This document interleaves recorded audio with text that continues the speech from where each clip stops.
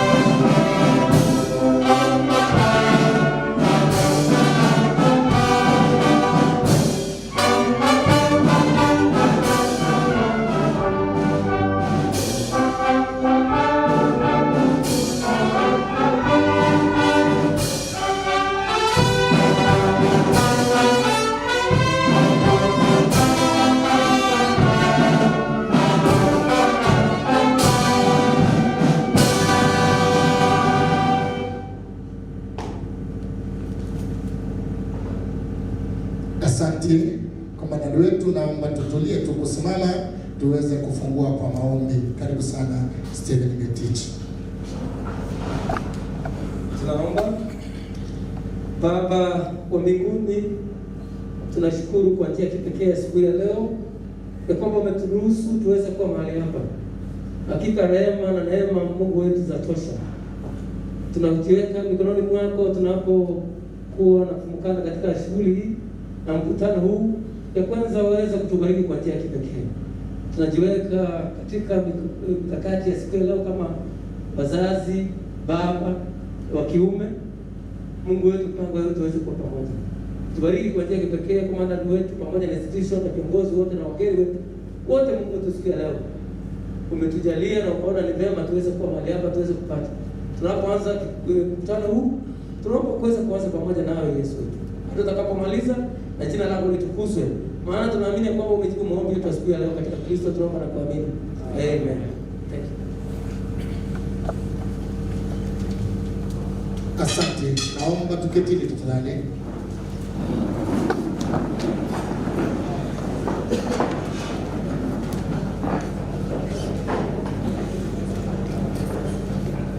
Kama nani wetu wageni wetu waliko wote, David kama nani wetu, former PCA Evangelist Training Program, Bwana Safi na Mburu, mababa wote, amjambo. Madam, ni vile wamevalia barakoa, wote wanasmile ndani, ni vile uwaone. Tumejaribu kuulizana maswali, madam. Yego hapo hapa anasema anasikianga Father's Day kwa maredio, hajawahi sherekea tangu azaliwe. Yego, beba mkono juu kusalamia tu watu. Huyo ndio Yego bwana. Asante. Basi tunashukuru sana madam kwa vile umetuandalia siku hii. Sio kawaida, wengi ni wachache sana wameisherekea siku kama hii. Kitoni yako hapa anasema sasa amekuwa kwa shamba, lakini leo ni siku yako ya kusherekea. Kabla hatujaingia kwa jambo lolote, hivi sasa ningependa kuchukua nafasi hii kumkaribisha Director of Music ambaye yako nasi hapa siku ya leo, aweze kutufungulia kwa hotuba kidogo, alafu amwalike David Commandant wetu, alafu David Commandant amwalike Commandant wetu. Karibu sana sana.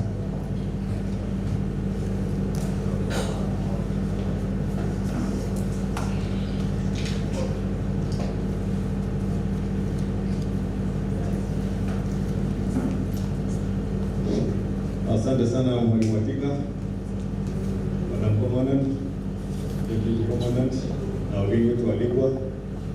Nimepewa fursa hii niongee na wasee. Wababa baba. Tufurahi, leo ni siku yetu.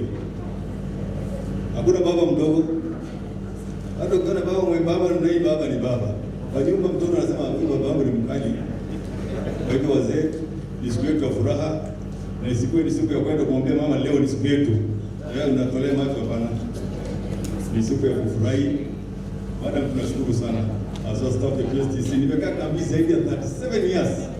Sijawahi sikia Madam Father's Day. Sijawahi sikia, ni mara kwanza. Tunakushukuru. Tunasema asante sana. Na Mungu azidi kubariki. So wazee, tufurahi. Naona umekaa stone face, lakini uko baridi ama ni njaa? Haya bwana, nani? Macho yenyewe nasema kama iko furaha. So tukuwe na furaha. Sitaongea zaidi. Nachukua fursa hii kumkaribisha Deputy Commandant na tuambie machache na karibisha madam. Karibu sana. Thank you so much, Bwana Osman. Basi, our chief guest, our commandant, madam, alafu mhubiri wetu wa siku ya leo, na wanaume wenzangu, hamjambo? Hamjambo tena. Basi hata mimi sijawahi kusherehekea hii siku ya Father's Day.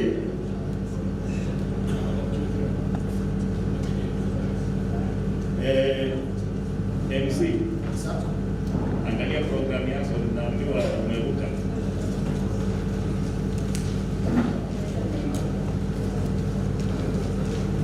Asante. Naomba msamaha. Kwa vile ni siku ya kwanza bado hatujaikuwa na jambo kama hili. Hata tukishindwa tuanzie wapi, naomba tuendelee.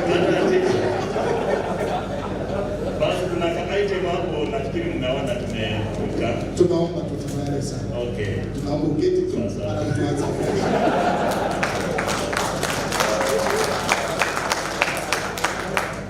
Nini mnapiga makofi na mimi naenda kuvutwa jamani. Madam, mtatusamea, ni mara ya kwanza kabisa tangu dunia iumbwe sisi kulikuwa na jambo kama hili. PSTC tumeikuwa na jambo kama hili jamani. Nimekuambia madam, wakifungua barakoa hii wote ni kucheka wanacheka. Walianza asubuhi wakimbiza nani kama baba. Nani ameiona mama akichimba kaburi tangu dunia iumbwe? Basi tunaingia katika entertainment madam, na naomba msamaha, deputy wetu naomba msamaha. Tuingie tukaribishe, tunamkaribisha mwanashairi aje Idi Juma ili aje atufungulie kwa shairi. Karibu sana Idi Juma.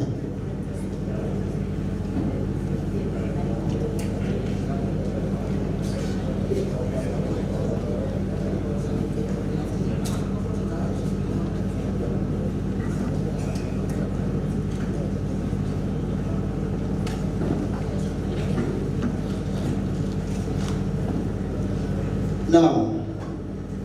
Kina baba hoye! Kina baba hoye! Kama ni baba inua mkono juu tafadhali.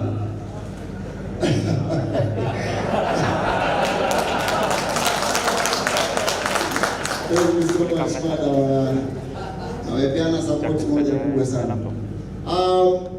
Mbele yenu ni kijana mtanashati anayekwenda na wakati, mafuta ya sharubati na kasi yake ya Bugatti.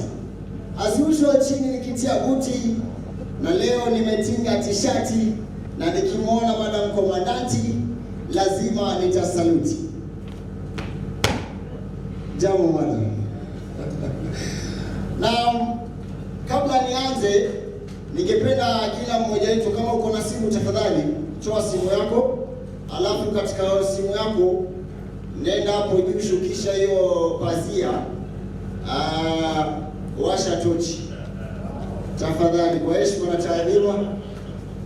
Kina baba sote washa tochi. Emas, tunataka tutrend, tunataka tuonyesha kwamba washa tochi. Hata kama uko na kabambe tafadhali washa kabambe, unajua tochi yake iko hapa. So hivi hapa sawa. Hapo. Sawa. Alafu sasa tunataka tuimbe nyimbo moja. Sawa. Hiyo nyimbo inaenda hivi. Baba ni baba. Sawa sawa? Ni sawa hiyo? Kuna watu bado hawajawasha tochi. Haya, ready position?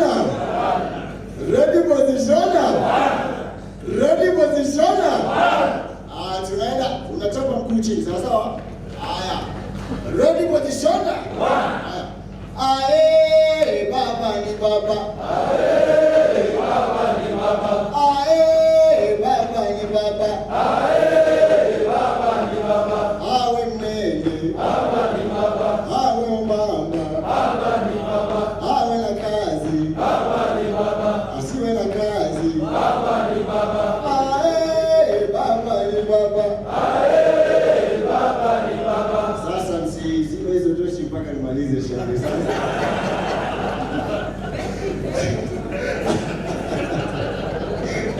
Madam yangu naitambua iko na mechi moja nzuri sana.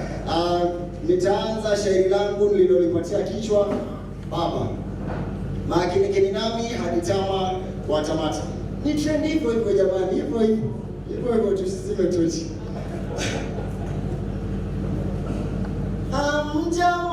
Amjambo, habari zenu jamani.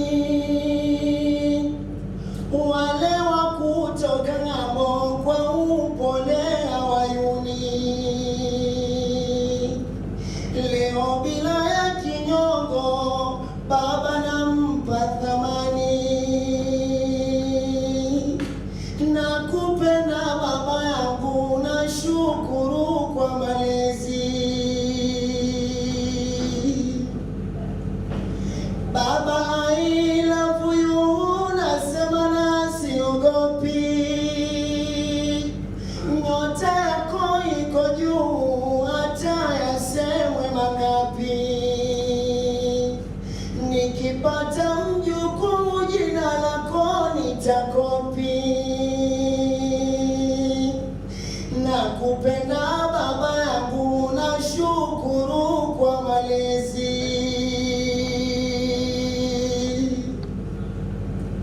Ulisema nikazane maisha nijitume. Mwanaume nipambane, kirambo kibandane. Mfuko nijaze mapene, ndizo nguvu za kiume. Without my father here I never reach. Kweli si kweli? Ile ada ya shuleni ulilipa kutufunza.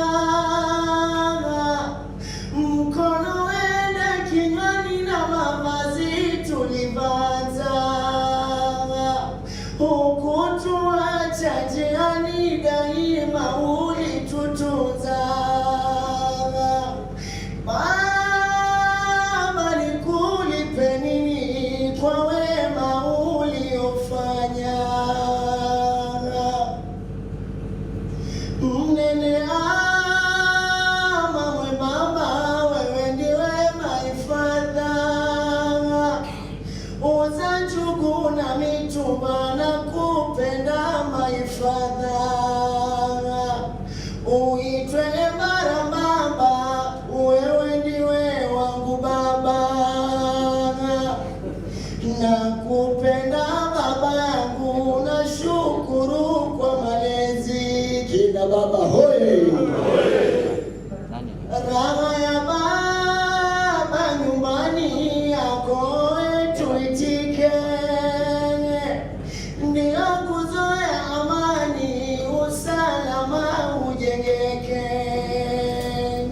Role model number 1, maadili sipotoke. Nakupenda baba yangu, nashukuru kwa malezi. Tamati na malizia, Mola ninakushukuru. Baba ulonipatia kwangu amekuwa nuru. Na leo twashangilia baba, nyote wa wapi nuru?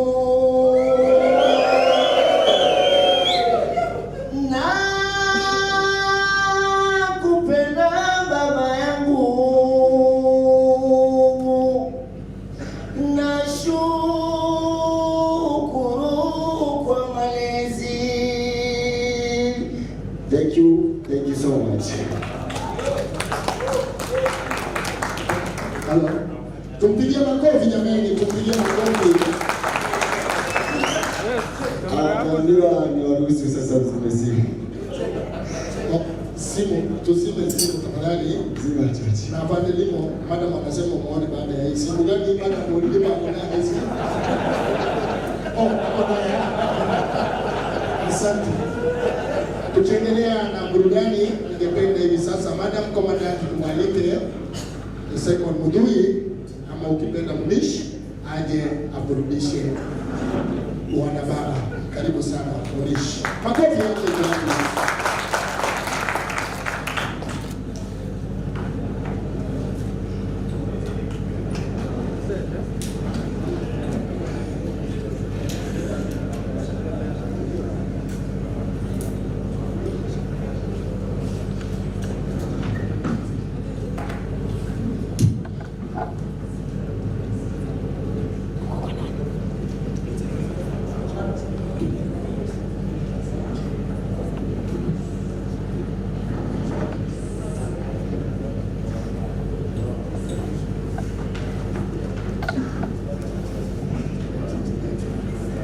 Chief guest, Senior Assistant Commissioner General of Resource, Wanini, Deputy Commandant, Assistant Commissioner General of Resource, Zakayo Musula, all senior officers present, fellow brothers, ladies and gentlemen, good morning. I'm Solomon Mudhui, and I have a presentation. A song that I'm going to play was composed by Billy Godwin, and it was first performed in 1969 in Ephesian Church, California. It is a song that I'm going to dedicate to all of us this morning. As we celebrate this day, it is our day, a happy day for us. So I'm going to play "Oh Happy Day."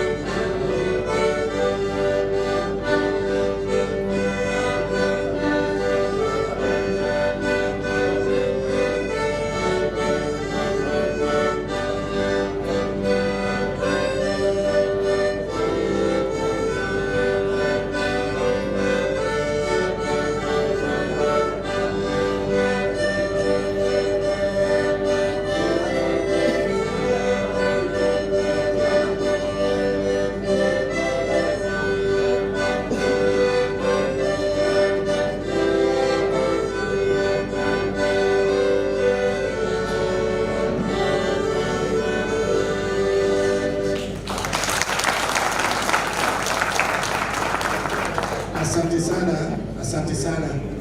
Basi madam huyu ni wa kipekee katika prisons ambaye anacheza kichombo ambacho ako nacho. Hivi sasa ningependa kualika Heavy Duty waweze kututumbuiza na wimbo special ambaye ni wa wimbo wa wanaume. Ni mara ya kwanza kabisa wimbo huo kuchezwa na utakuwa live hapa juu. Tunaomba wageni wetu kidogo tu mjiti kidogo waweze kujionea picha. Karibu Heavy Duty.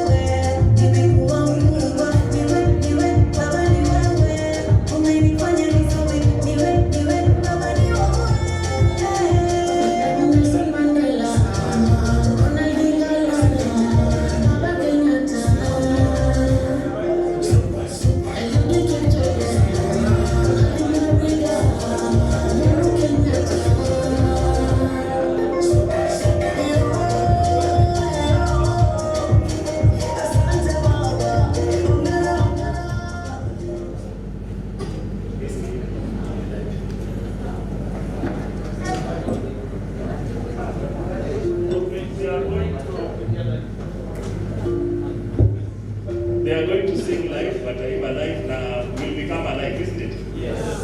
Na kama umeshangaa sana, sema tu kama troli.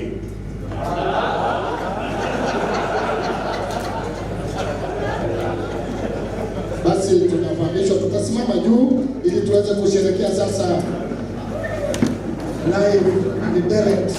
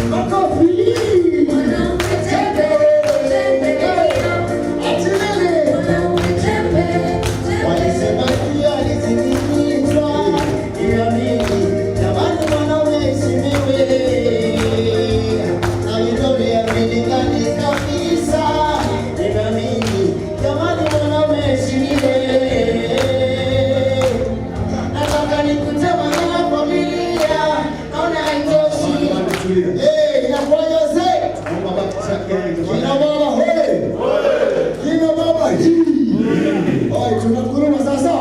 Tupatie backtrack hapo tukatike kama kina wapya pande saka. Hayuko. Tunaomba hivi sasa. Tukianza na simu tunamalizia na simu. Kwa hiyo tuwashe ile torch tafadhali. Tuwashe ile torch alafu unasema tutenda hiyo. Sasa washe ile torch tafadhali. Washa torch my friend. Thank you. Let's go.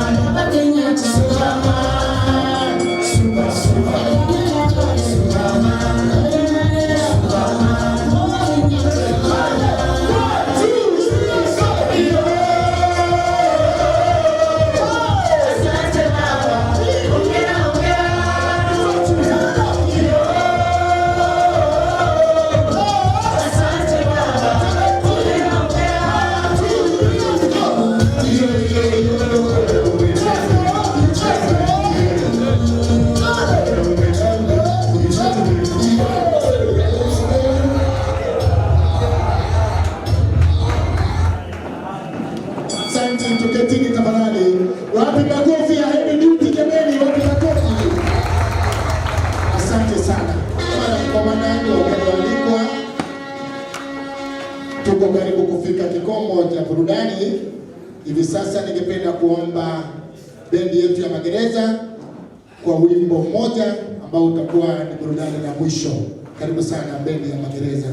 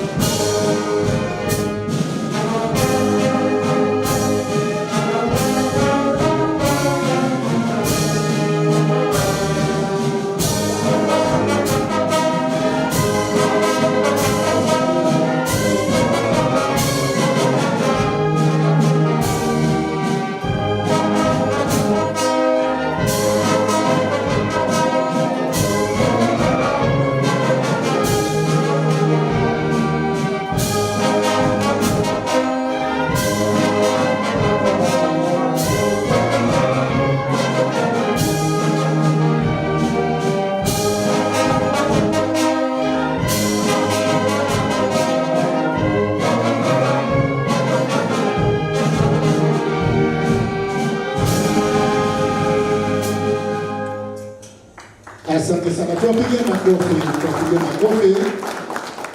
Asante sana Madam Commander. Huo ndio utakaokuwa mwisho wa burudani mbalimbali. Hivi sasa Madam, ningeomba kwa unyenyekevu nimwalike Director of Music aje atufungulie kwa hotuba. Karibu sana sana. Pole sana sana.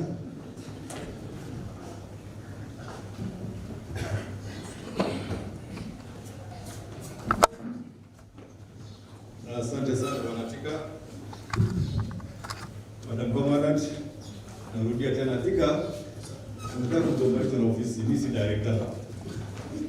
Director bado sijapatiwa kazi officially na Madam Sibuli nilipatiwa hiyo cheo.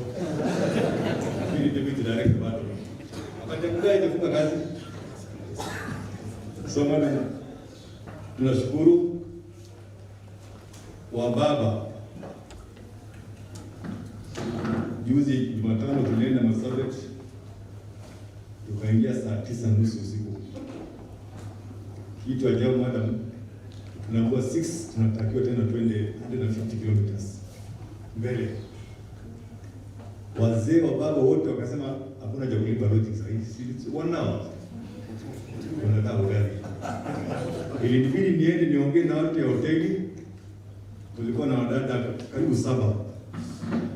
Wakaenda, wakapatiwa room moja, wakaoga, wakachange. Sisi wanaume wote ndani ya basi. Hiyo ndio baba. Lazima tujali dada zetu, mali unaona kidogo nategea, una support na wewe unaendelea kama ngumu. Wanaume tulienda maana hakuna kuoga, hakuna nini. Kuanzia saa 10 jioni hapa mpaka kesho saa 11. Safari ilikuwa ngumu kidogo, lakini nashukuru pia madada zetu walijikaza. Kazi ilikuwa vizuri. So baba, tusikae sana bila kuoga. Bwana msachi na kabisa deputy director, deputy commandant. Kabisa pande ngine. Thank you so much, Bwana Osman. Wanaume hoye. Kama umeshangaa sana unasema very good. Our chief guest, Madam Commandant, our speaker today, and the fellow fathers, it's a great day kuwa hapa katika siku ya mshangao ya Father's Day, lakini ninaona tumeanza sasa kulainika. We are now safe to go, isn't it? Yes. Good. Nitasema tu jambo moja kuhusu baba yangu.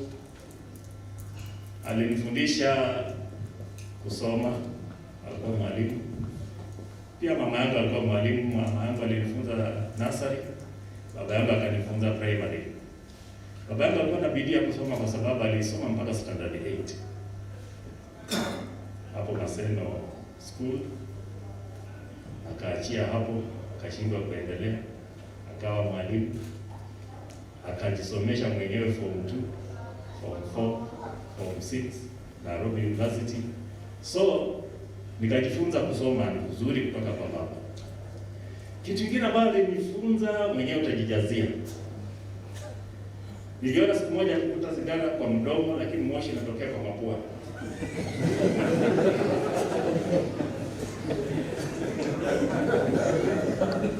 Kama kwa mtoto kadogo miaka 7, 8 hivi nikashangaa.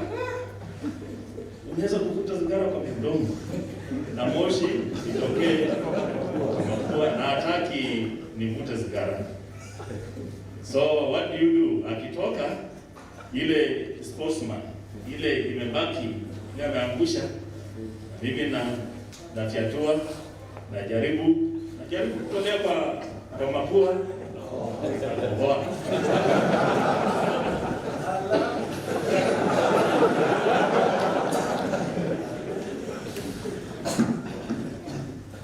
Alikuwa anakunywa chang'aa.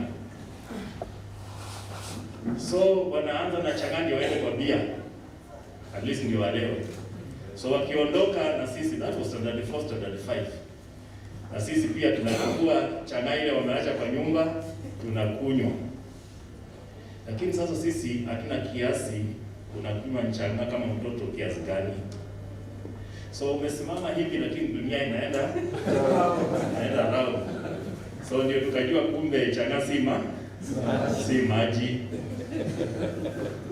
So mnaweza kuona what a father can do to a child. Mtu alisema kwamba tunajifunza kama watoto kutokana na yale ambayo tunaona zaidi kuliko yale ambayo tunaambiwa. Baba alikuwa ananikataza kunywa chang'aa, ananikataza kuvuta sigara. Lakini kwa sababu anafanya, ilibidi nifanye hivyo. Mimi kama baba sitawaambia sana, lakini siku moja my wife alikuwa anaambia, we have 2 boys. Alikuwa anaambia vijana wangu waache kelele kwa nyumba. Mimi nilikuwa nimelala kwa bedroom, hawa kwa sitting room. Anajaribu kuwakataza, wanakataa. Anaongelesha wasikii. So mimi ile nilifanya, ninakasirika tu nikiwa bedroom. So nikachukua 2 belts na kuamka pole pole. Sikuongea chochote. Nilitembeza 2 belts. Alafu akatafuta kitanda chake na kulala. Na hiyo story ikafanya namna gani? Hiyo story ikaisha. So ningependa nichukue nafasi hii kuwakaribisha nyote pia, na zaidi ya yote sasa sioni Hanini yako wapi, lakini katika tunajua ile makofi ya kukaribisha kwa madam. Yes sir. Commandant hapa anasimamia kama baba kwa sababu ndio kiongozi wetu. Ako hapa katika hizo nafasi zote. Lazima tutengeneze makofi nzuri. Kwa siku kama hizi ni ajabu kwetu. Kama si yeye hatungeipata. So tengeneza makofi mazuri. Alafu karibia commandant anene na sisi tuendelee kutoka hapa. Haya. Kabla belt itatembea kwako tengeneza makofi. Nikutembeza tu hivi. Tengeneza, tutapiga 5 4 3 2 1 alafu tufungie hapo. Tengeneza twende.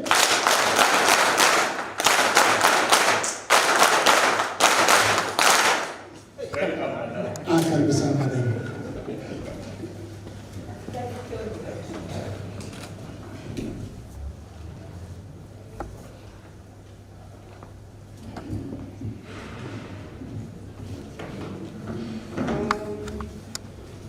Baba, hai. Nasikia vile nimejaribu sauti iende chini.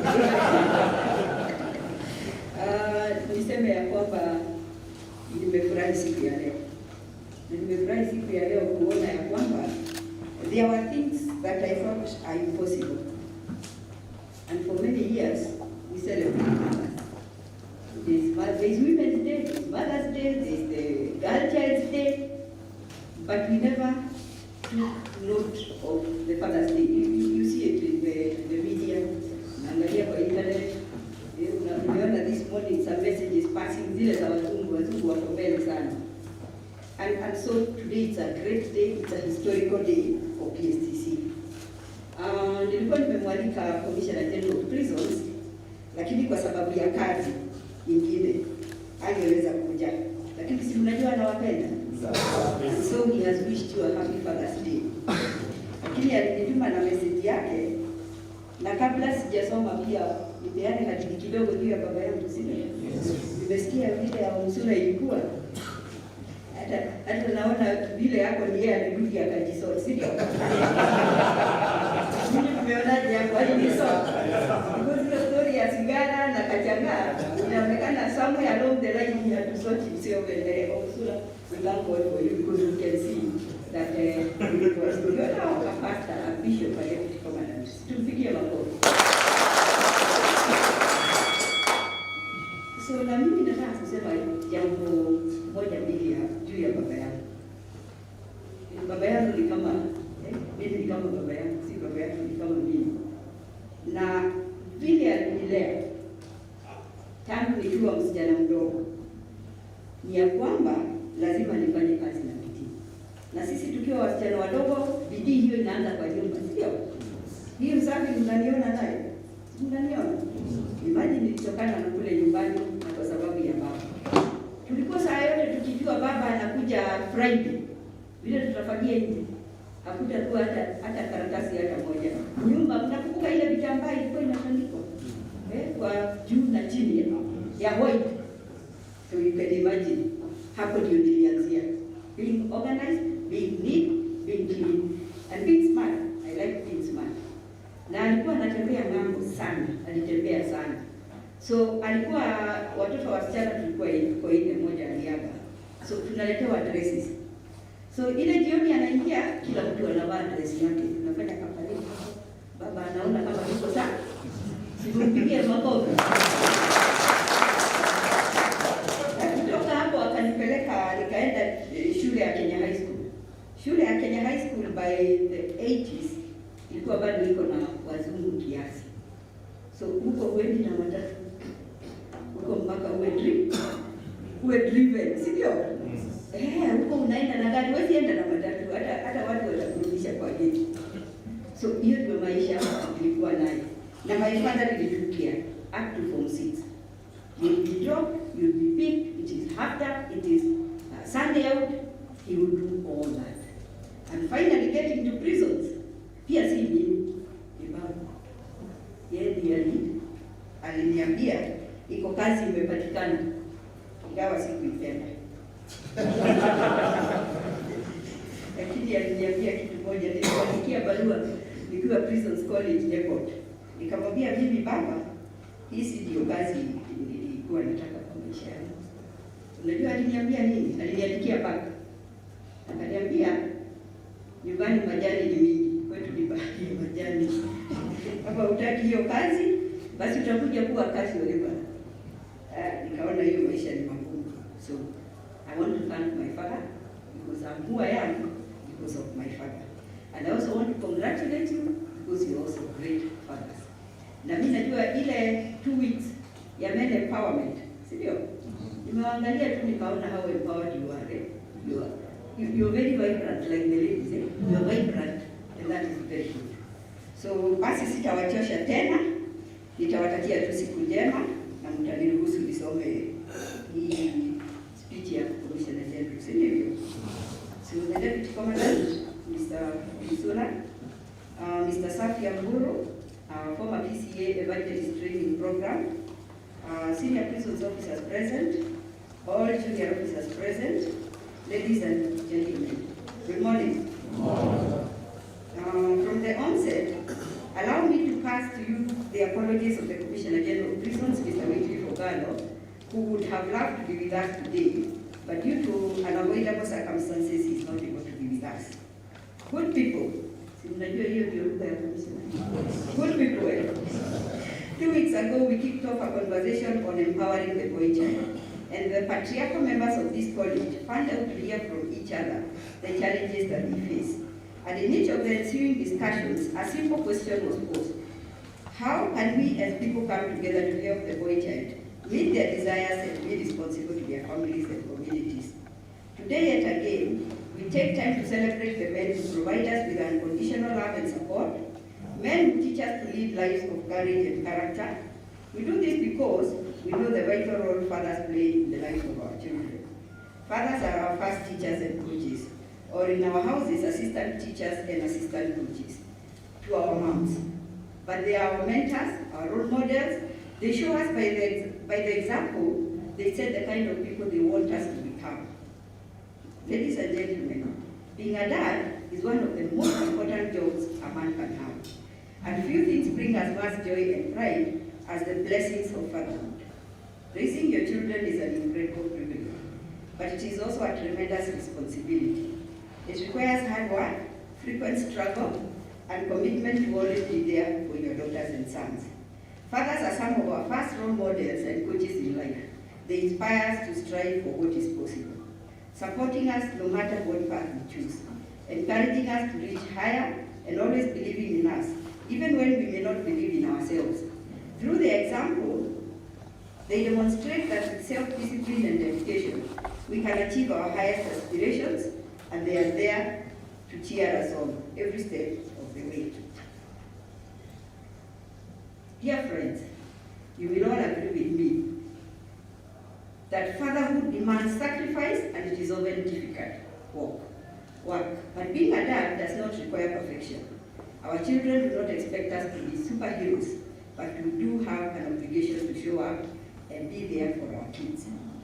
If we want our sons and daughters to work hard, fight for what is right, and earn their place in nation building, we must show them that we can overcome challenges with grit and determination, strive to do better every day, and throughout it all, never give up hope. It is in seemingly small acts and ordinary moments that our children learn big ideas and the most important lessons in life. Through a love shown and earned by being present, we teach our children what matters and pass on a spirit of empathy, compassion, and selflessness.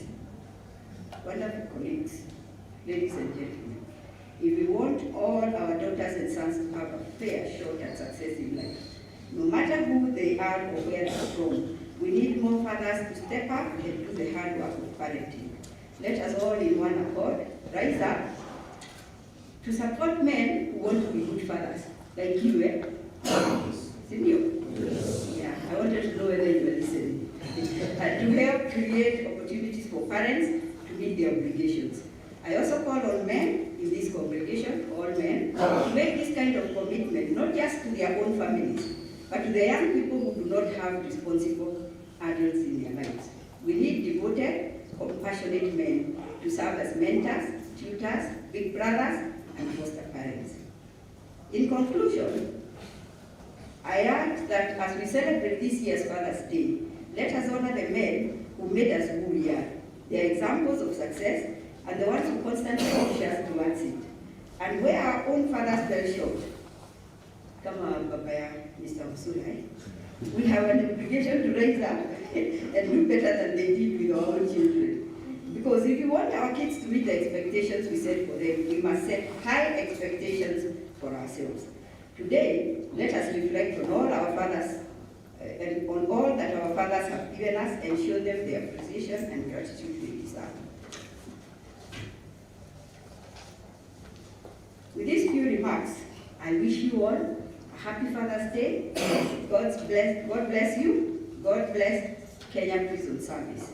Signed, Wycliffe Ogalo, CBS, Commissioner General of Prisons. And so with those few remarks, I also end my remarks. And I wish you a wonderful day, a blessed day.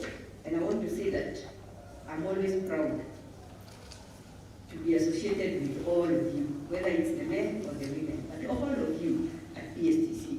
And I want you to walk with your head high, that you have made PSTC what it is. It is not Madam Wani, I can't make it on my own. So I want to appreciate and thank you all. Asanteni sana.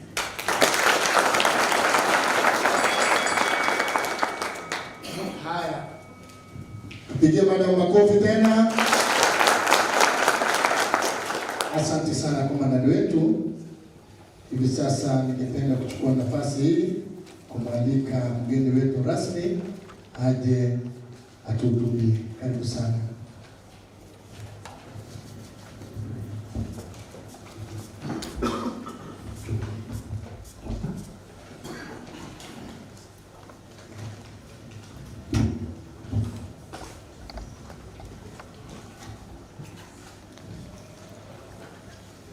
Kwanza nataka kuchukua nafasi hii kushukuru Madam Deputy and the rest of you observe.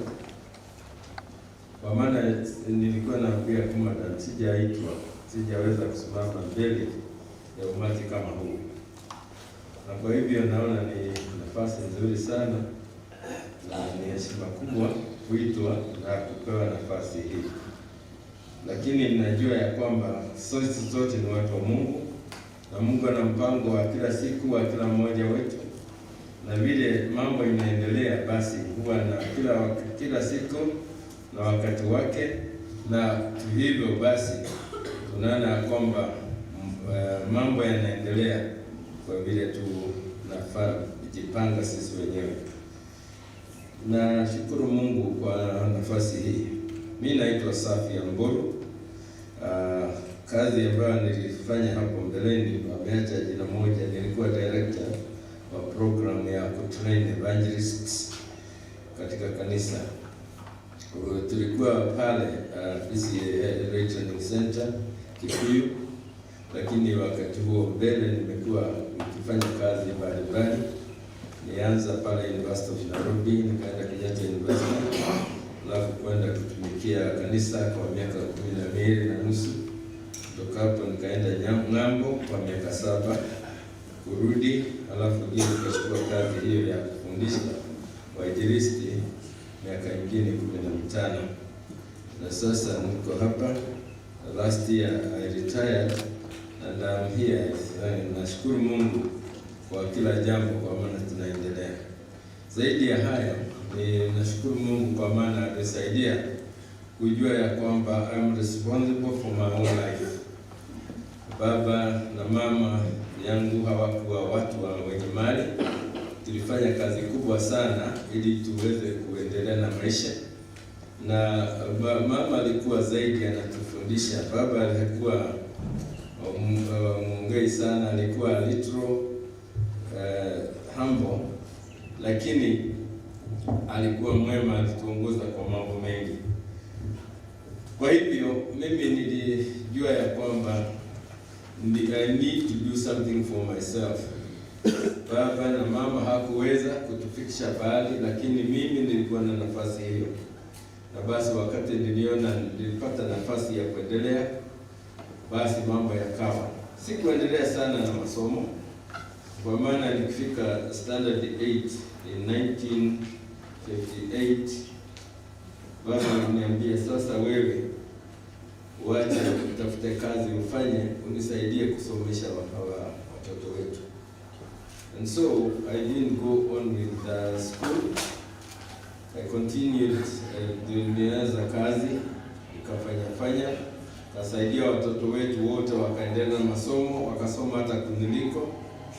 And so there it was. Lakini nikajua my opportunity was not as far as the school was concerned. I could make my life better. Nika engage enroll in correspondence courses na mambo mengine, nikasoma, nikaendelea na basi hata sasa where I don't need to say kwamba nimeenda university nimefanya degrees 3 kwa maana wanasema kuvujika kwa mwiko sio mwisho. Naongea mambo haya kwa maana lazima tuweke nguvu. I am trying to emphasize that more of your life depends on you rather than anybody else. Mtu anaweza kukusemea, kukupangia, kufanya kama kutofanya, lakini it depends more on what you think about yourself and the goal you set for yourself. Kama huna goal, basi utategemea vile wengine watasema. Kama una lengo, basi you work towards that. And God is so faithful. Kama vile tumejua ni kwamba, na kabla sijasahau, my wife asked me to come to bring me greetings. Kwa maana hakujua kama yeye alikubaliwa kuja hapa. Alikuwa na haja kuja, lakini nikamwambia huko wacha nifike kwanza.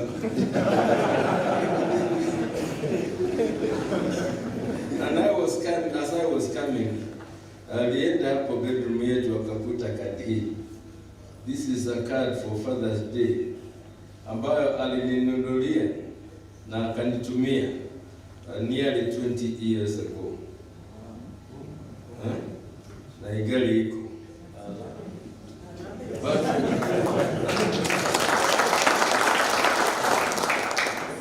Kwa hivyo, it's not, mambo yote haribika, it's not all bad.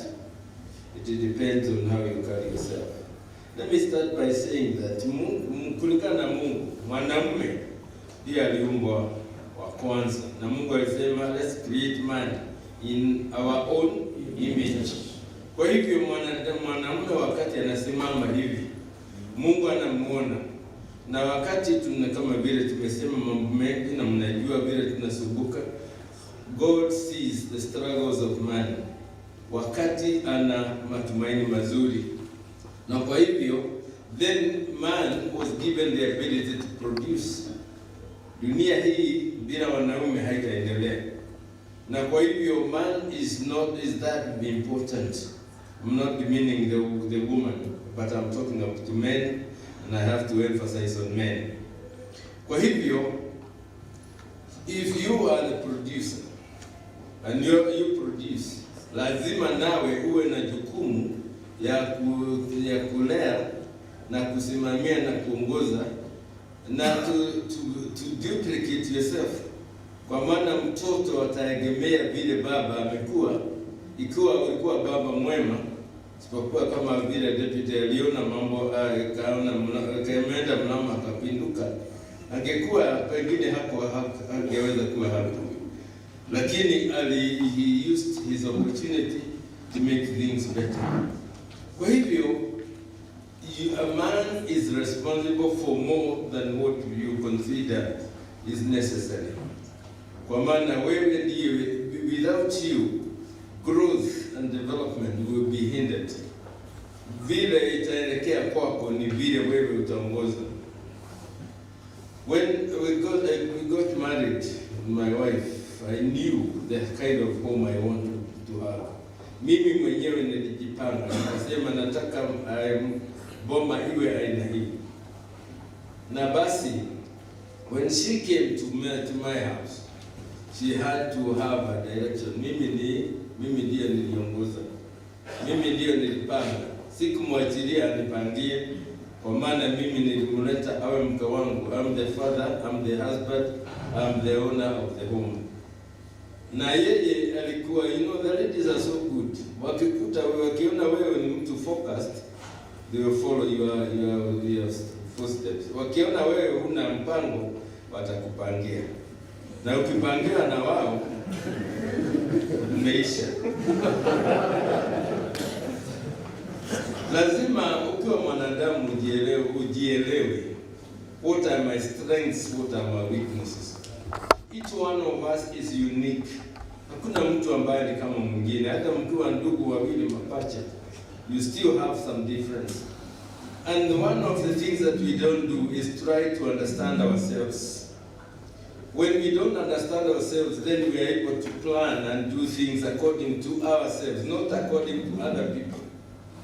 Na wakati wewe unajijua, unapanga mambo kulingana na vile ulivyo, basi itakuwa. Ujue pia your strengths and your weaknesses, so that you can deal with your weaknesses more and as much as you utilize your strengths.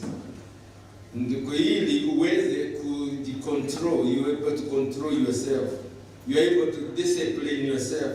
You are able to guide yourself. Kwa maana, if you do not make yourself be the person you should be, don't expect anyone else to make you be. You are a master of your own self, and not anybody else, because you are unique, and God expects you to be unique. So it is important to understand a problem ya mwanamume. Shida ya mwanamume ni ya kwamba anajiona kama the leader, jogoo, na kama simba at times. There's somebody who talked about a lion that was locked in nyumba ambayo ilikuwa na vioo all around. Na wakati simba aliangalia, akaona kwa kioo, anaona simba mwingine. Akasikia sasa haiwezi. I am the lion. No other. Basi ikagonga hiyo kioo, akavunja. Akijaribu kuwa yule simba mwenzake. Akabinduka, akaona kuna mwingine. Akagonga hiyo, akazunguka akigonga zote.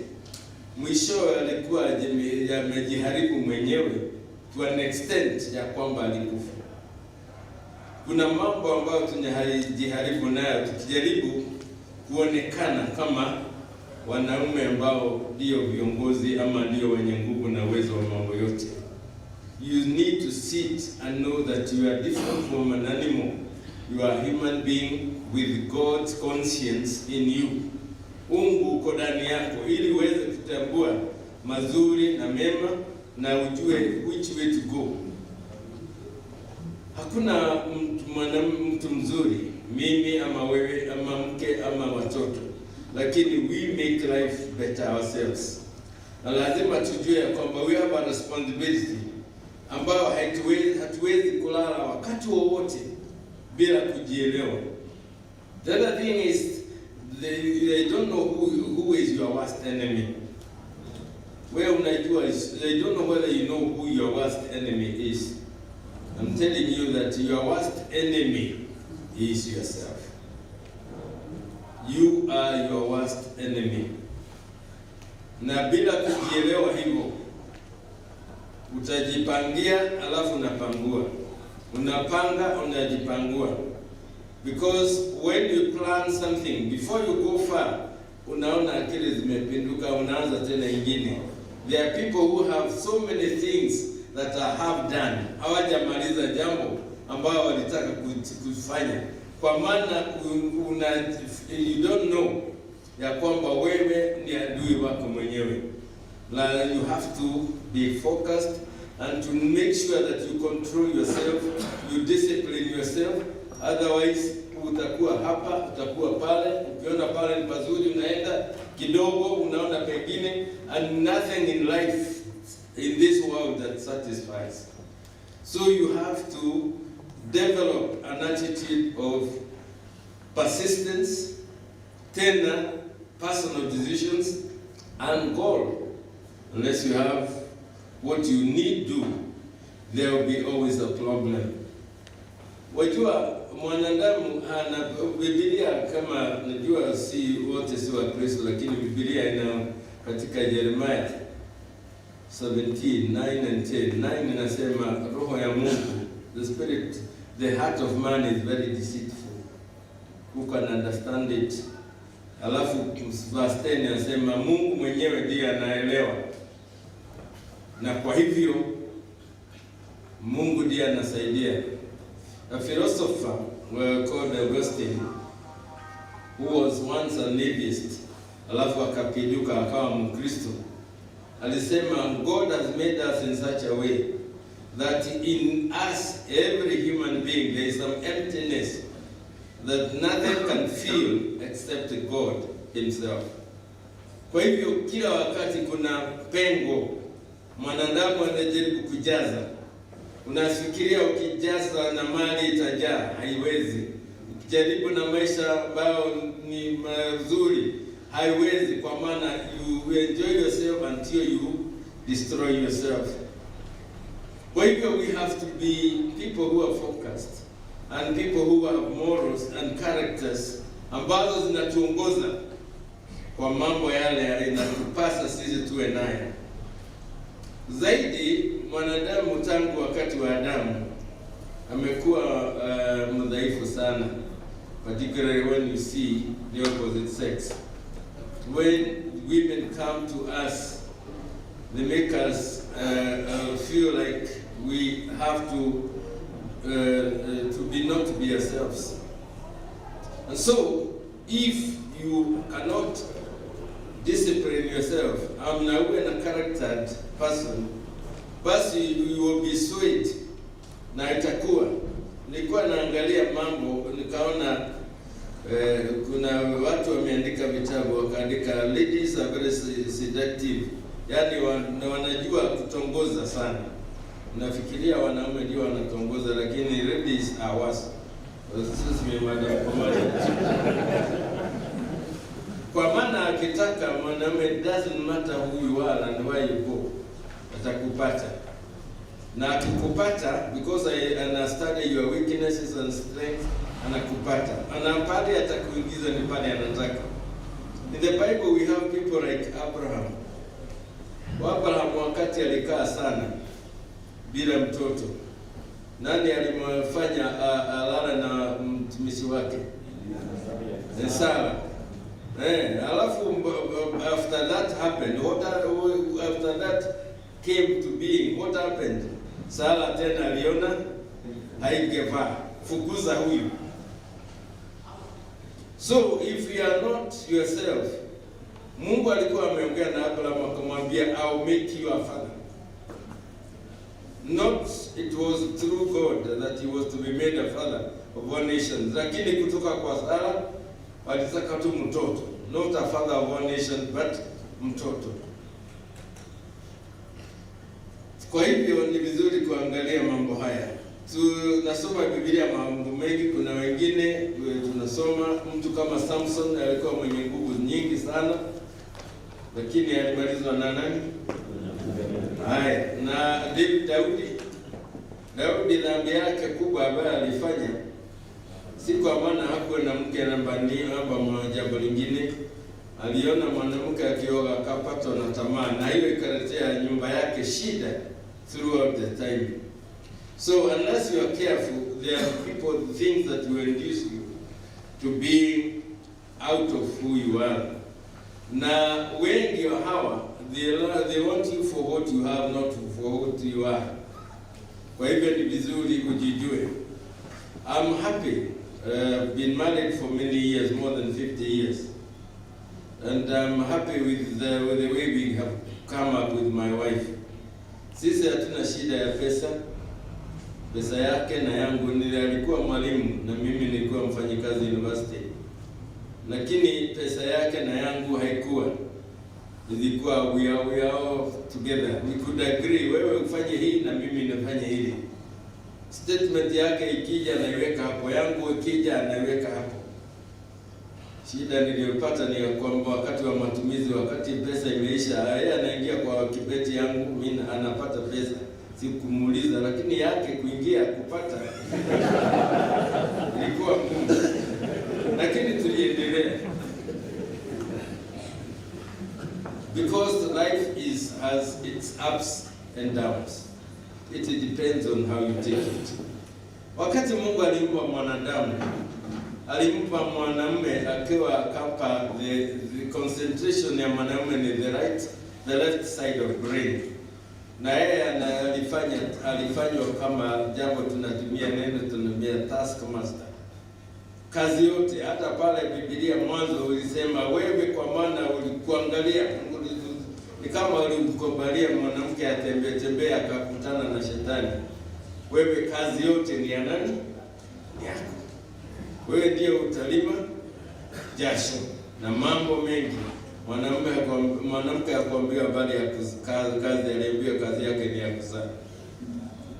So wewe ndiye mwenye kazi zote, taskmaster. And so man spends most of his time planning and thinking about work. Akimaliza kazi hii anataka ingine, akimaliza hii ana hii, akipata milioni anataka bili, akitoka bilioni anataka zingine. He's never satisfied. Kwa maana shida yake ndi hiyo. And in the process of that, anaingia kwa shida kubwa. Shida kubwa gani? Does not have time for the family. Anaingia kwa kutafuta, anaingia kwa jambo hili, natoka kwa hilo na lingine. My daughter is married to someone whose father was a lawyer during Kibaki's Moi's time. Lakini walikosana akatorokea Uingereza. There was a time when during the time of Kenyatta regime walikuwa very high. Mke wake alikuwa the first ladies who went to high school wakati wakuna na university pale. But what did they do? They had a lot of money. Kwa hivyo walipanga wakawa na nyumba pale Farasani, wakapanga basi kuna mbishi, kuna mtu wa kuangalia shamba. Naona watu kama mwingine anafanya namna hii, nasikiza kabisa. Haya, ni sawa. Na basi mwingine ni driver kupeleka watoto shule, mwingine na kufanya kazi zingine. Kwa maana pesa inahusu, basi yetu sasa ni kutembea. Take whatever, drink whatever, eat whatever, go to whichever country. Walifanya hivyo. When it zeroed down, nyumaye kulikuwa na shida, basi akajaribu kuwa mbunge, na basi akijaribu kuwa mbunge mambo yakawa enda mrama. Mali yake yote ikauzwa na madeni alikuwa ameshukua. They had to run away to go to their son who was already in the state kuishi naye. Wakienda huko hakuna kazi, hakuna jambo. Mali yao yote iliuzwa. From right up there to the lowest bottom. Shida kubwa ilikuwa hao watoto wao ambao hawakulea, they didn't recognize them. This walisema we didn't know you as our parents. Where were you? Nilikuwa kwambia it's my in-laws. I was there in the state many times, and hata kama mama ni mgonjwa, kijana anaambiwa mama ni mgonjwa, doesn't care. Anaambiwa anaitwa na mama, he doesn't need to come. Kwa maana mama to him is nobody. He missed the opportunity to be a mother where it was necessary. Nawaambia ndugu zangu, kwa maana tunajua tuna kazi ngumu hiyo ya kutafuta mali na kufanya kupanga shamba na nini. We are losing a generation. Kwa maana we have no time. Huyo mtoto ni damu yako, is your genes. Now there is no other person to direct and guide and mold that child other than yourself. Na kama hiyo nafasi imekosa, basi you'll never get it. When there's opportunity, you use that opportunity. When you don't use the opportunity, it will never come again. Kuna wakati mtoto anasikiza baba because he does not know anybody else but the father. Kuna wakati mtoto anajua mama kwa maana mama ako pale. Ukimwambia kitu ina register, that is the time when the mind is registering. Kwa hivyo unaweka mambo as if you are writing a book in the minds of that child. And ukikosa nafasi hiyo, utajaribu kuchukua kiboko, uchukue nini, itajarishi, it doesn't work because you miss the opportunity. Wewe ndio ukae na mtoto uone akili zake, mwendo wake, where is he focused? What is the passion in this child? Ni nini? Wewe ndiye, hata ikiwa ni msichana ama ni mama, ni kijana, wewe ndio una direction, you are the person, the leader, the mentor. Wewe ndio utamtoa mtoto kutoka kwa mama. Mwambie sasa umekuwa kijana, umekuwa msichana mkubwa, you have to start taking responsibilities. You have to be there at the right time. But when you are an absent father, don't cry in the end. Kwa maana wewe utakuwa umejiharibia mwenyewe. Huyo mtoto hawezi kuchukuliwa na mwingine amlinde amuongoze. We are now crying about the boy child. And the boy child may be starting from here. Kwa maana pengine wengi wetu pengine tuna bahati, wazazi wakati ule walichukua kiboko, walituongoza kwa uwezo wao, lakini tukawa na tukafika pahali tuko. Sisi wakati wetu, watoto wetu ndio they are the sufferers. I thank God kwa maana watoto wangu ni wawili, lakini wakati walikuwa wanaenda shule, okay, they went to a very good school, okay, ilikuwa wazungu, walikuwa na gari tulikuwa tumekodishia kwenda shule, lakini wakati gari hiyo ilikuwa imeharibika, hata ikawa mimi nilikuwa na gari langu, I could not take them to school myself. Why? I wanted them to understand that they can do it on themselves. Niliwaachilia wasumbuke na watoto wengine, wasija wakajiona they are special na wakose kujua. Unless you go through difficult and hard times and good times, your character will not be properly molded. Kuna watu wanazuia watoto wake wasipate tabu hiyo, wasifanye hivi. Let them go through it. Watoto hao wetu Saturday, mama alikuwa anawapeleka kwa shamba. We had people who are working on the gardens, lakini waliwapeleka shamba ili wajue ya kwamba is doable, and there will come a time when they will be alone. They have to know how to handle things. So when we miss this opportunity to bring our children up rightly, sisi wenyewe tutalia. I went to Karen Hospital one day.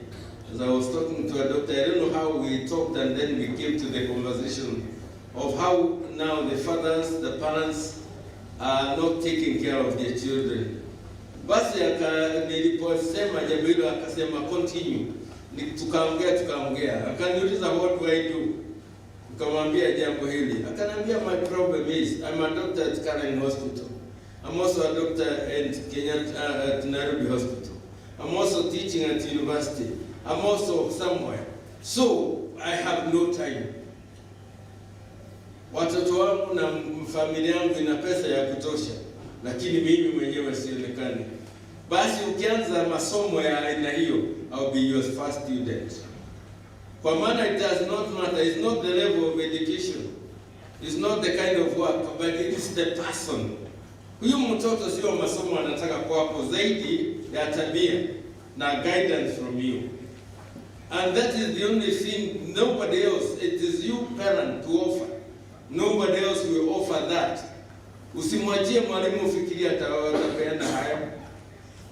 It is you to do it, and you have to be there to do it. So ukikosa basi itakuwa. So as we cry of a boy child, we know who is the causer of the problem. You have to keep yourself, kwa maana mtoto wako hajui profesa, anajua wewe. Swali lote ni lako, mambo yote ni yako. You have to get all knowledge and acquire knowledge from the appropriate areas. Now, guided of course by what you intend, where you intend to go. Na kila mtu hata akuwe ni nani, it is important to have a mentor. Lazima uwe ukijifunza na mtu fulani. Mbele yako kuna mtu ambaye alitembea njia hiyo na akajua. Najua ya kwamba mara nyingi wazee, watu wa zamani walikuwa wanatembea, wanaweka wazee wengine. When something happened, you go to the elders and they will tell you how to deal with. And hawajasoma, but they have the wisdom, they have the knowledge, they have the experience. So equip yourself with knowledge from the right sources. Kuna pahali pengine tunaenda, unfortunately, where no knowledge is gained. Wanaume tunapata shida, tunafanya kazi, tunaona msukumo upande huu, mtoto fees nani nini, lakini ni wakati moja nilijiuliza, wakati ninaona haya mambo ni makuu, ni mazito, nataka kutuma mtoto wangu kwa nani? Hata nakuwa mengi, hata my wife, hata nani akidemand something, who do I send them to? It's all my responsibility. Kwa hivyo nijipange, nijue how do I deal with this. And be truthful, be honest, kwa maana your child learns from you, from every activity of every time. Usifikirie there is a free time when you are not a father. Hata ukilala wewe ni baba, ukitembea wewe ni baba, wakati umekasirika wewe ni baba, and you are training your child and he is learning from you. So how do you do it? Get facts and get your experience, your knowledge through experience, facts, beliefs, and reasoning. Teach your children how to reason. These days kuna shida kubwa sana. Watoto wetu kazi yote wakati wote ni kwa TV, ni kwa mtandao, because they have no father to talk to. They have no father to guide them into that. Na sisi tunataka waangalie huko watisisumbue. Let me tell you, sisi tunajichimbia shimo wenyewe. Utataka huyo mtoto wako akusikize kama baba hata kusikiza. Unataka afanye kazi hata fanya. Because that way they even grow lazy. Their minds are not active. They are not thinking what they should do. Masomo ni kama kawaida, kama kwa maana ni mpango, lazima aende masomo. But that knowledge is not being utilized because nobody is helping them to make use of that knowledge. So we need to be the fathers we are called to be. We have also to be positive thinkers. Kwa maana mara nyingi tend to think that the world should always be good. Whatever we go, mambo yote ya lazima ya mazuri. You have to be ready. Know that good is good because there is bad. Kama hakuna ubaya, you can never tell what is good. Kama hakuna njaa, chakula haina maana, ama sivyo? Kama hakuna mlima, mteremko hauna maana. Kama hakuna kiangazi, mvua haina maana. I'm talking about two things that are parallel. They always work together. Kwa hivyo usifikiria tu wakati mambo ni mabaya, yote yamekuwa mabaya. Learn from the bad things to maintain and to continue with the good things and to value the good things. You value good things from after you have seen what bad things can do. Again, bad things help you to plan and to get yourself ready for whatever comes. Kwa maana wakati mwingine watu wanapata mali, wanapata mambo, wanatumia hivyo tu, they don't take good care of it. Not knowing hata ikiwa chakula ni mingi leo, lazima jaa iko jiani. If it is not there already, it's too soon coming. Learn to prepare yourself for the good and bad times. Again, when you are a positive thinker, not all bad things are bad. You can get good things from something bad. You learn from that bad situation. That is when your mind is activated to think more. We tend to relax when things are positive. When it is hard times, we learn more, and it helps us to get on. Now, learning is and development is through those ups and downs, and that hard time is very good for us if we take it positively. Each one has some potential. Kuna jambo la ajabu ndani yako. You are also talented in one way or another. And that's why you are not only ready to, you don't not only advance yourself, but also be ready to help other people. Kwa maana una jambo ambayo inaweza kusaidia mtu mwingine ili uendelee. Na wewe you are not an island. You cannot live by yourself. So as you prepare yourself, you do all these things. You are not doing it for yourself. Stop being selfish. What you are doing is not for yourself. It's for many people who are behind you looking at you. And they want to get it from you. What are you giving to other people? So, you're also talented. Let those talents be magnified ili iwe ndio inabadilisha dunia. Na dunia inaanza wapi? Hapo nyumbani kwangu. Amongst my own place, my own people, that's where maisha inaanza. Maisha mabaya ama mazuri inaanza nyumbani. Na kama you are not there to do the good things, kama unafikiria, you know, some people have been overwhelmed by the positions they are serving. Ukiwa ni chief, unafikiria hata kwako, hata nyumbani, mkeni wewe ni chief ya mke wako ama watoto wako. When you are there, you are father and nothing else. Hata wewe kama ni president, ukienda nyumbani, wewe ni baba. Kwa hivyo, don't misuse your work, your position, mambo ambayo unayo, so that you bring up the people the way they should. Character is formed through your daily activities. Mambo yale unazoea kufanya ndio inakufanya, ukizoea unaendelea, you practice, you experience, and then you become a person of that character. And your character will determine your destiny. If your character is bad, your destiny is no doubt going to be bad. Good character will determine your destiny. And not only your destiny, the destiny of your descendants. For if we are not only simply just fathers by name, we are fathers because we have a great, great responsibility. The value of life is measured not by how much money you have, how many nini.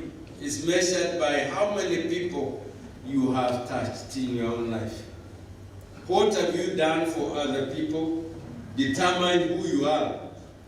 Na naweza kuwa na mtu ambaye anaonekana ni mnyonge tu, kama vile unaenda wakati wa mazishi, unaona mtu hana nini, lakini unakuta everybody is there. Tajiri mwingine anajaribu, kama mtu mmoja alikuwa tayari wakati wa mazishi, yeye anatumana maziwa, anatumana maziwa, pelekea hawa wamefiwa maziwa, kwa maana hana nafasi kazi ya ng'ombe. Wakati kwake mtu wake alikufa, basi kila mtu alipata maziwa akapeleka kwa mzee. Hakuna mtu anaenda peleka maziwa. Basi maziwa ilijaa, and nobody to mourn with this person. What you do for other people, you are doing it for yourself. You are planting seeds about the life that you are going to live, and you are interpreting who you are. You are not your own. The people who value you are other people, not yourself. Wewe unaweza kujifikiria wewe ni wa maana, but it is other people who determine how valuable you are, not you. So provide care, have an opportunity for other people. Usichukulie wakati wako wote na mambo yako bila kujali wengine, kwa maana hiyo itakudhuru mwishowe. So kama baba, you provide, take care, mold and develop. You have to provide. You made it. You were the deserve. Make sure you provide. Usiseme sina. You teach yourself to teach even your children to be contented with what. Let them know the facts about life. Kama huna usiwaambie huna. Usiwaambie mambo mengine. Kama uko nayo usiseme huna. Tell them the truth. I have some money, yes. Lakini hii mali ni ya jambo fulani. Hiyo jambo umesikia, mimi nitakutafutia. Baba wengi wanasema uongo kwa watoto wao, sina pesa. Kidogo mnatembea nayo, anaona umetoa pesa kwa mfuko, umelipia kitu fulani. Kutoka hapo wewe baba ni muongo. Tell them the truth because you are teaching them to be people's substance in the future when you are not there. And let them know what maturity is all about. If you yourself have developed yourself to be mature. Understand the purpose of fatherhood. The father is everything. Kata kama kuna vita katika Kenya mnaona, wanasema tafuteni wazee wakae chini waongee. Because if you have a weapon, the weapon will only destroy, but it will not mold. The world is made of people, not things. What makes the world be what it is the life people lead, the conviction, the commitment of the people, and the understanding. How do people reason? Now, what is the purpose of your fatherhood? How do people, your children, reason? Have they sat with you to know that there is an element of reasoning, that it should not be possessive? Ati sio mtu kila mtu anataka mambo yote yawe yake, because utajua kuja kuona ya kwamba that is the mode of children. Now, ni digress kidogo. Kwa maana si kitu inasemekana ni Father's Day. Ilifanyika wakati mmoja ambao mama alikufa na msichana mmoja akaachwa na baba. Baba akaona ya kwamba atamlea mtoto wake kiasi vile inapasa. And he took all the trouble to make sure that the girl child grew up and got everything alikuwa inampasa. Na basi huyo msichana akawa mtu wa maana sana katika nchi. Basi ndiye alikuwa wa kwanza kusema I want to have a Father's Day. Kwa maana baba yangu anililea, hakuniachilia, hakusema mama amekufa, alifanya kazi hata beyond. Unajua wanaume wengine hatufiki kwa kitchen, lakini sio mimi. My wife cannot punish me that kwa maana alienda, mimi sitakula. I know how to make everything. I can make any kind of food, anytime. Kwa hivyo, that is your home. Na kwa hivyo huyu baba ali-impress the daughter, so that the daughter started talking about a Father's Day. I want to remember my father for what he did for me. And so, if you are talking about a Father's Day, who is celebrating the Father's Day and for what reason? Lazima tujiulize. Ikiwa ni Father's Day, it's not just a day. It is remembrance of the many things, the life the Father has done to impact life into other people. Na watu wakisema hivyo, wanasema not because it's just a day, it is because it means a lot. Time is unrecoverable. Kama wakati huu umepita, it's gone, it will never come again. Opportunities come and go. If you let the opportunity go, you will never recover it and you will live your life to regret. So, when you have an opportunity to teach, your father is the first teacher. is the first trainer, is the first person to mold the lives of the family, is the first person to develop, is the first person to show the kids the way ahead, the focus. Na kwa hivyo ni vizuri tujue ya kwamba mambo haya yako. You need to understand also your child and your wife and everybody. This is a large lesson. I don't want to get into that. Kwa maana muda ni haturuhusu. Lakini you must know what are the thoughts of the boys. Nilisema pale mwanzo watoto wanakuwa wazuri, wanasikiza. Lakini wakikuwa wakianza kwenda shule na kukutana na wengine, wanaanza kujifundisha my parent is, alafu anakuja nyumbani anaanza kupractice. You have to be close to guide and to lead. There comes a time when mtoto anaanza kuona mzazi wake hajui, ako nyuma.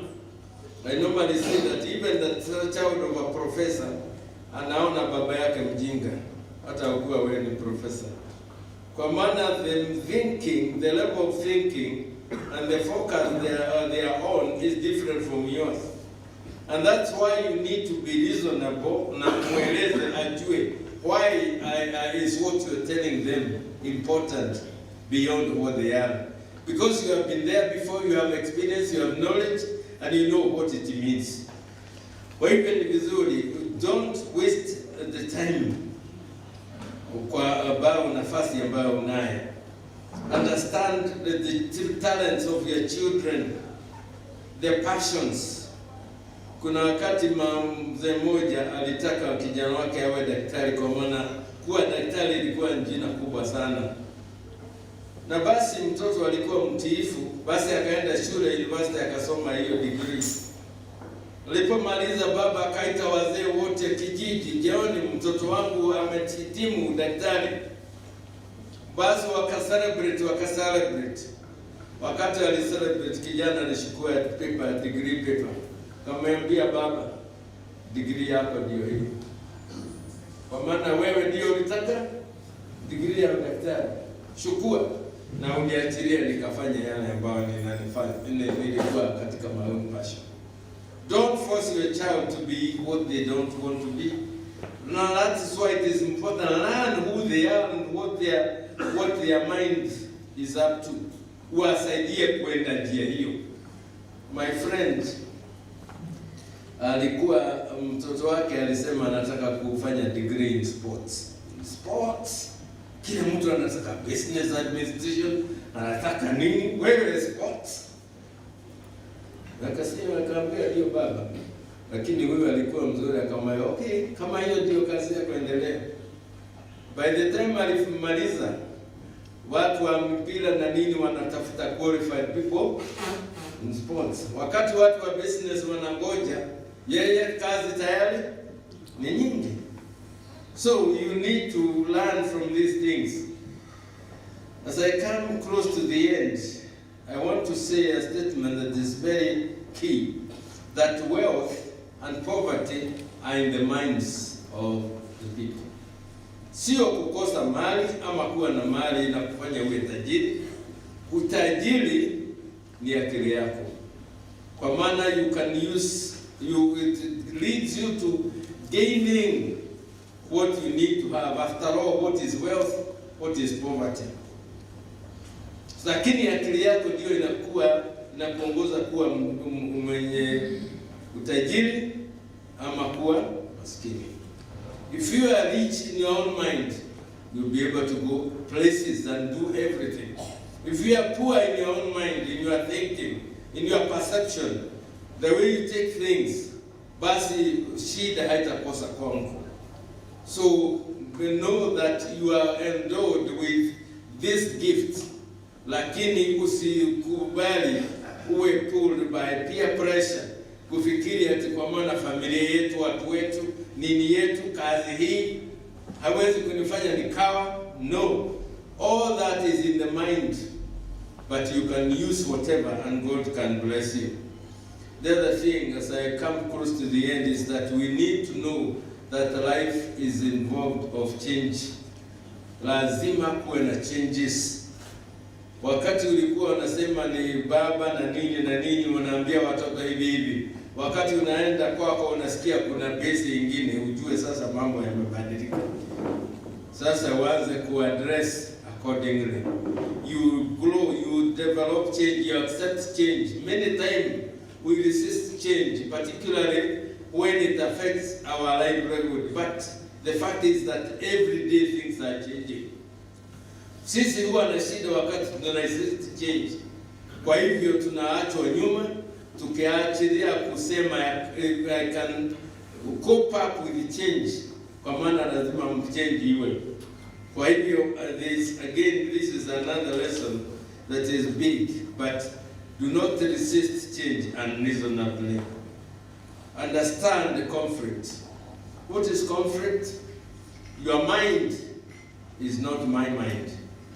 And if we have to live together, we have to be together. You have to accept that I have a right to think and to see things my way, as much as you have your right to see things your own way. So, if we are to move together, we cannot be parallel. We have to come together and find out. If you see something differently, we have to sit down. First of all, the first statement is conflict is inevitable. You cannot avoid it. Conflict is inevitable. It is there. Na lazima uta-conflict na watu hata marafiki. So accept that there must life consists of conflict. Na kama haiko sasa, it is waiting, is coming. Ukiresolve moja ingine iko tayari. So we live a life of conflict. So learn to come together and agree. First of all, unakubali. Then how do you do it? Address the differences. Hakuna mtu mbaya kabisa na hakuna mtu mzuri kabisa. You think wewe ndiye mbaya na mwingine mzuri na mwingine mbaya, unaweza kuwa you are the cause of the problem in your own place or your own house, your own workplace. Because you don't allow or you don't admit that there are other people who have thoughts or can think like you. So, learn how to get together, learn how to address issues, and learn how to resolve matters amicably. Kwa maana mwisho wa mambo yote, if we have to resolve conflict, it's not that one loses and one wins. We come to a place where there is consensus, where we all win. We agree that we can move this way. And that way, kila mtu ana support mwingine na tunaendelea. Nyumbani kumekuwa na shida kwa maana baba ni baba akisema hakuna mtu mwingine. Mama naye ndiye huyo. Mtoto naye ndiye huyo. Teach. This is a very important area that you are developing, you are molding your children into, to know how to handle things in life. Be open to your family, to the people you are working with. Open up. Kuna mzee mmoja ambaye alikuwa maskini kule Ulaya na akafanya bidii akawa tajiri, akafanya biashara akaifanya, basi akawa na mali nyingi. Wakati alikufa, watoto wake waliangalia tu. Now, what is all this? Kwa maana baba hakuinitiate any of his children into the business. We have a problem because we would rather get aliens, people from far, to come and run our business than our children. Ati wataiba. Na yule mgeni akiimba si jambo, lakini mtoto wangu akiimba ndio shida. So we have failed to bring up our boy children because we may be suffering from the same problem. Can we first examine ourselves? Come on, we are suffering from the same problem na diposa tumeshindwa na kuwalea wengine. What we are doing, we are destroying a nation. We are destroying the future of this country. Na tukiingia tuangalie mambo haya, sisi wenyewe basi tutakuwa basi wa kujenga, si wa kubomoa. Na basi itakuwa na sababu. When you talk about the boy child, everybody thinks about the girl. kwa maana they say they are weak sex. Madam again, forgive me. Wanasema wanawake wakati wanataka kuwina, nasema sisi ni watu wepesi, na wepesi huo unafanya waingie, na wewe una hold your hands and then somebody takes over from you. These days you can see how many boys, I don't have the statistics, but I do believe that in prison men are more than women. Is that so? Yes. Because and they are going to be more and more. Why? Kwa maana wanaume sasa wameacha kazi, wanataka simple jobs na wapate mali nyingi, hata graduate hata nani, na wakikosa hiyo kazi watajaribu hata kuimba, hata kufanya nini. Wengine wanaenda anything, they are doing anything corrupt to gain, because now of the same problem of the fatherhood. Baba alishindwa na kuongoza mtoto wake, lazima hakuna kitu ya bure. Make sure that you earn your living, earn from what you have. Ni kwa hiyo imenifanya nikumbuke ya kwamba in US wajua mtoto akifika 18 years anaambiwa sasa you are an adult. Hata kama ni mtoto wangu akikaa kwangu, lazima alipe rent kwa nyumba yangu, na lazima contribute towards the food he is eating. Nami hata nikumwambia nikatie elephants nitamlipa. They grow that way. Sasa wakiambiwa wawe responsible. My father's stuff is not my own. I have to look for mine. Kwa maana baba yangu aliniongoza kwa jambo hilo. Lakini kama hujamuongoza, umemweka hapo tu, hata tafuta vile wewe utaenda mapema ili apate mali yako. Kwa hivyo tujue ya kwamba this issue of caring about the boy child is very important. It's a matter of life and death. Na Mungu atusaidie kujua vile tukifanya. Nikimaliza tukiangalia katika tribes like the Maasais, the whatever, the problem of the boy child is not as much as in the developed communities. Kwa maana mababa wako pamoja, vijana wanarudi pamoja, wanaongeleshwa, wanafanya nini. Kwa hivyo they know which way forward and how to deal with things. May God help us to correct what has gone wrong. Thank you very much for listening.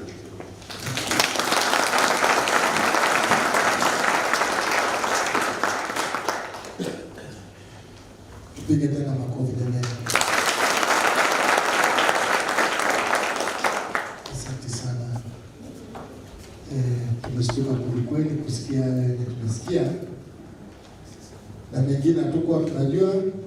Kumbe Mother's Day wanasomeshwanga sisi 27 years hapa, ndo Musula alisema ndio tunaanza kusomeshwa sasa. Tunashukuru sana. Basi mgeni wetu rasmi Madam Commandant, tunaingia katika kipindi cha kukata keki, na ningependa kwa unyenyekevu kumwalika Madam Saida aweze kuendelea na ratiba iliyo mbele yetu. Karibu sana madam, kama uko tayari, uwanja ni wako.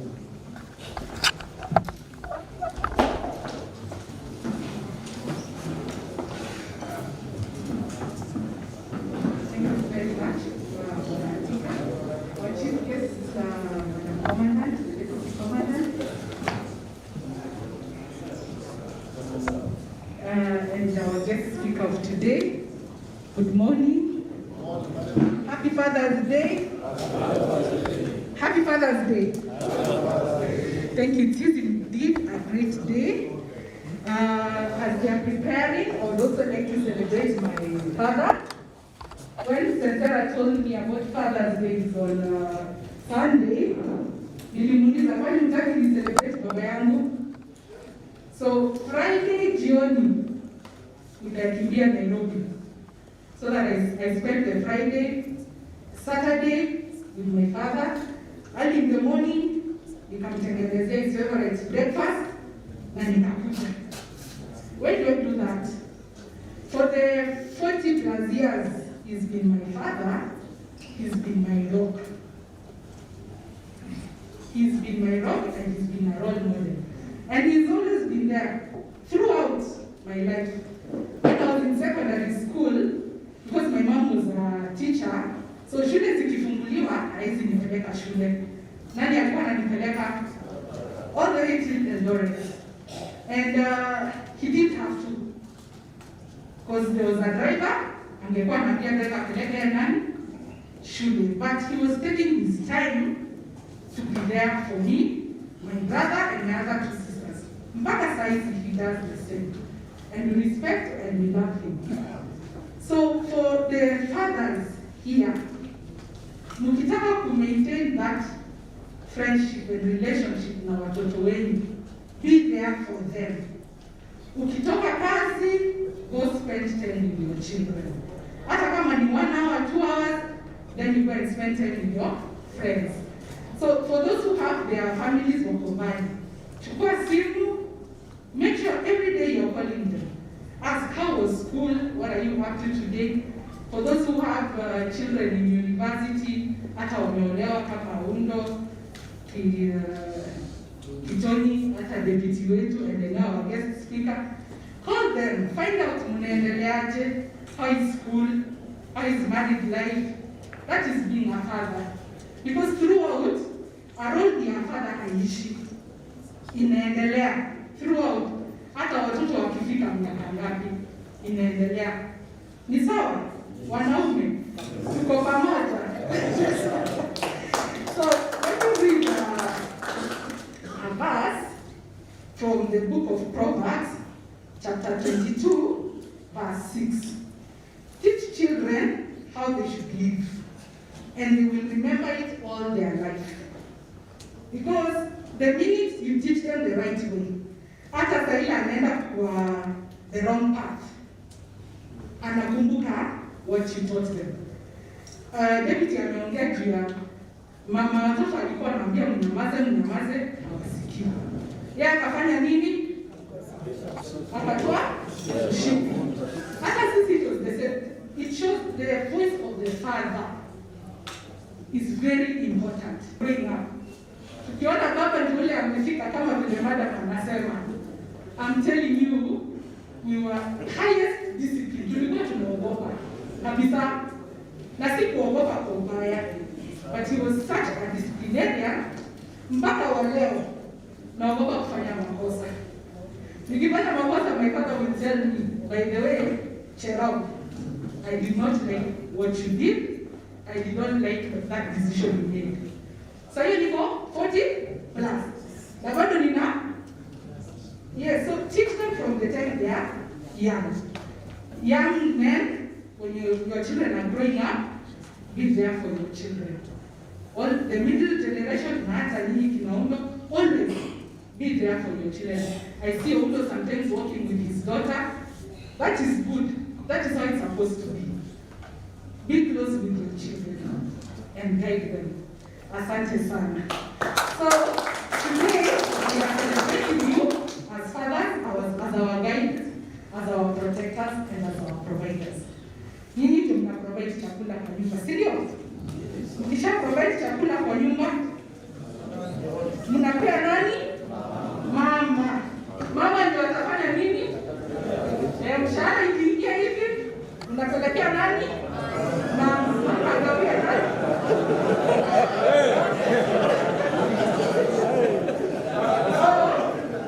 Ningependa kukaribisha our chief guest, mama yetu, akiandamana na deputy wetu na mgeni wetu, kwa hii chakula ambayo ninyi wanaume mmeandalia familia yenu.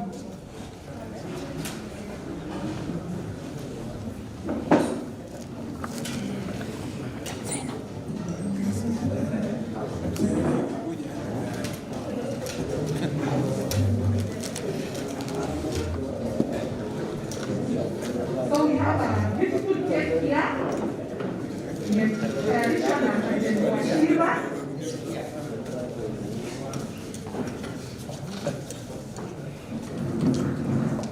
It says Happy Father's Day, PSTC, men. Beautiful cake. We appreciate you, PSTC men.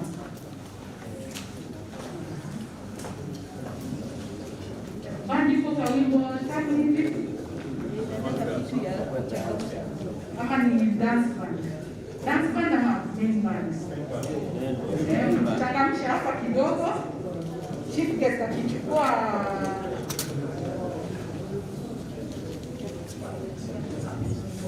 wakisaidiana na mgeni wetu.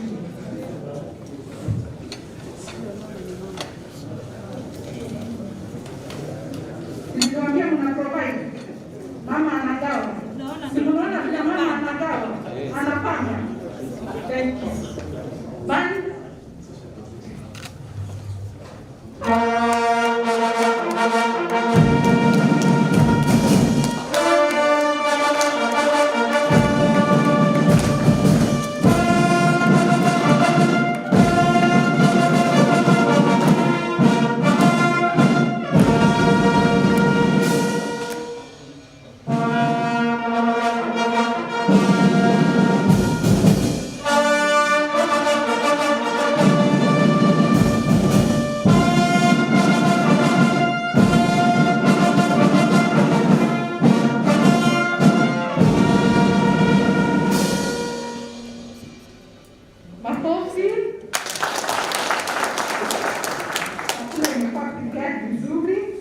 Sasa mama atagawa.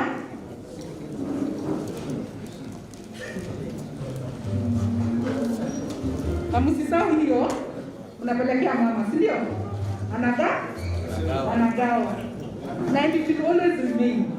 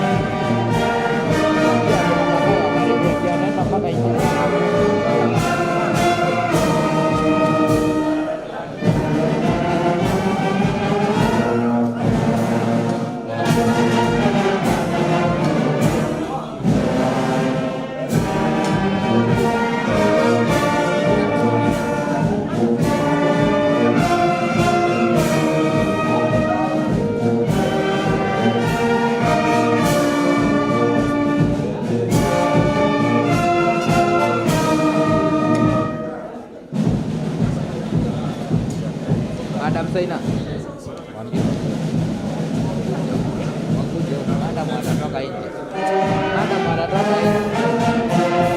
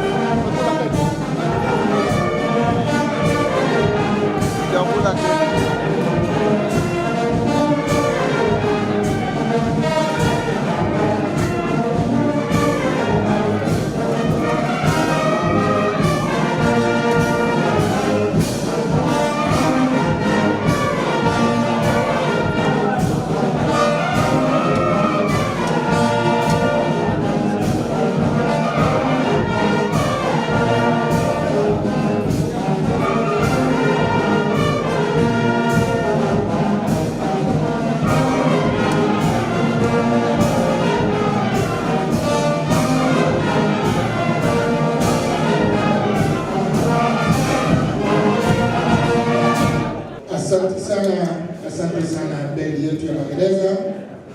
Basi mgeni wetu rasmi siku ya leo, wageni waalikwa wote, wakubwa wetu kutoka vitengo mbalimbali, ningeomba kwa unyenyekevu mgeni wetu rasmi, tutatoka pale nje tuweze kupata picha ya kumbukumbu, kwa vile ni mara ya kwanza jambo kama hili kutokea. Madam, naomba kwa unyenyekevu tutatulia vile tuko hivyo, madam anapoondoka. Alafu picha ya kwanza itakuwa ya senior officers, itafuatwa na picha ya pili ya senior sergeants. Tulia jamani. Ready, stop.